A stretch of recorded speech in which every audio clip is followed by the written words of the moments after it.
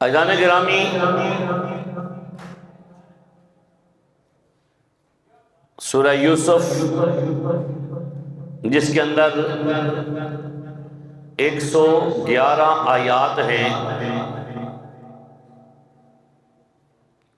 और ये मक्की सूरत है। 12 रकू है इसके अंदर और तरतीब नुज़ूली के लिहाज से 53 नंबर पे नाजिल फरमाई गई।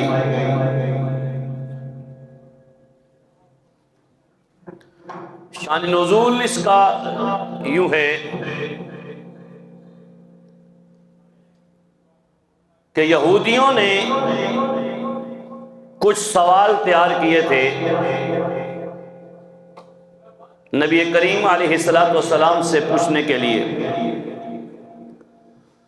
गुज़िश्ता जुम्मे 3 सवाल आप अहबाब के सामने मैंने अर्ज किए थे। जो असहाबे कहफ का वाक़या बयान करते हुए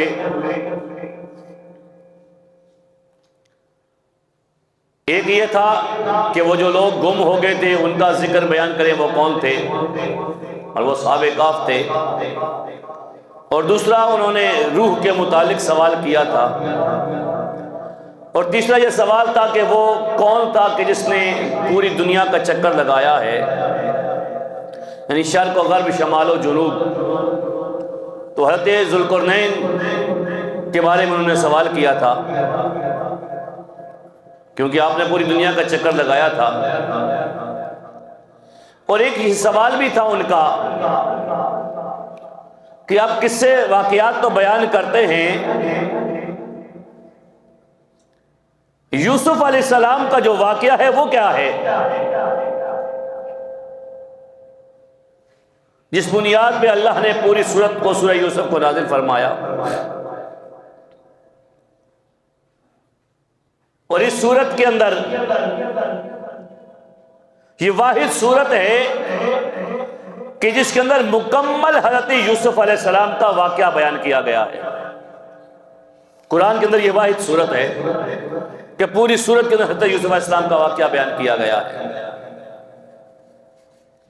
और फिर हज़रत यूसुफ अलैहिस्सलाम अल्लाह के वो अज़ीम नबी हैं कि जिनका नाम कुरान के अंदर 26 मरतबा आया है। 24 मरतबा तो इसी सूरत के अंदर और 2 मरतबा दूसरे मुकामात पे आया है।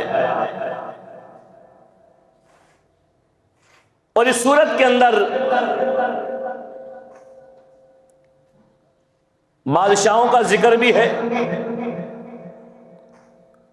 ताजिरों का जिक्र भी है, जालिमों का जिक्र भी है, मजलूम का जिक्र भी है।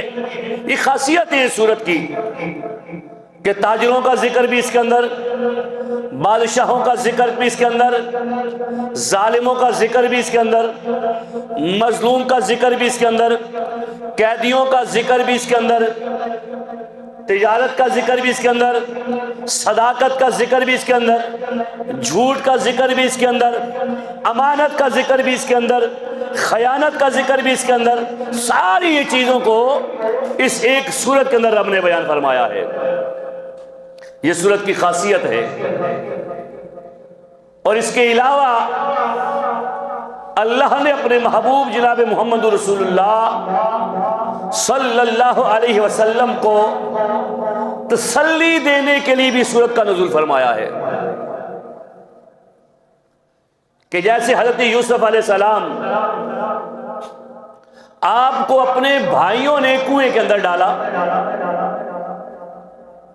तो रब ने महबूब को वो वाक़या याद करा के इस बात की तसल्ली दी कि महबूब, हज़रत यूसुफ अलैहिस्सलाम को उनके भाइयों ने कुएं के अंदर डाला था, आपको आपकी कौम भी आपके शहर से जुदा कर देगी।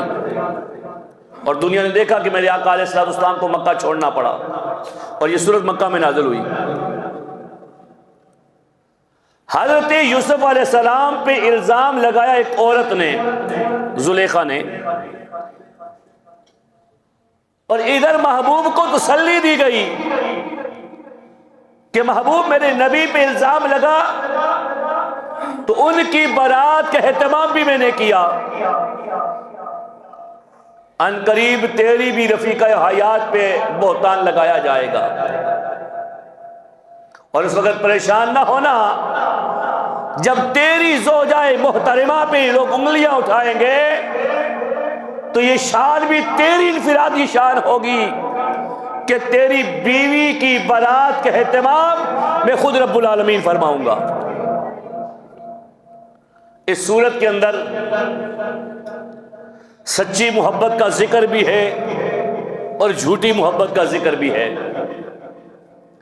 सच्ची मोहब्बत का जिक्र वो हज़रत याकूब अलैहिस्सलाम जो अपने बेटे के साथ हज़रत यूसुफ अलैहिस्सलाम के साथ की, और झूठी मोहब्बत जो जुलेखा ने हज़रत यूसुफ अलैहिस्सलाम के साथ की। इस औरत के अंदर मकर, इस सूरत के अंदर औरतों के मकर और फरेब का जिक्र भी है। लोगों के सामने अपने आप को मासूम पेश करके, बेगुनाह साबित करके, आंसू बहा के अपनी बेगुनाही साबित करने वाले झूठे लोगों का जिक्र भी इसके अंदर मौजूद है कि लोग कैसे कैसे हीले बहाने बना के झूठ बोल के अपनी सच्चाई बयान करना चाहते हैं। तो अल-गर्ज़ बहुत बड़ी कमालात की हामिल है ये सूरत, और ये वाज़ेह में रखें अगर कोई इंसान इस वजह से परेशान हो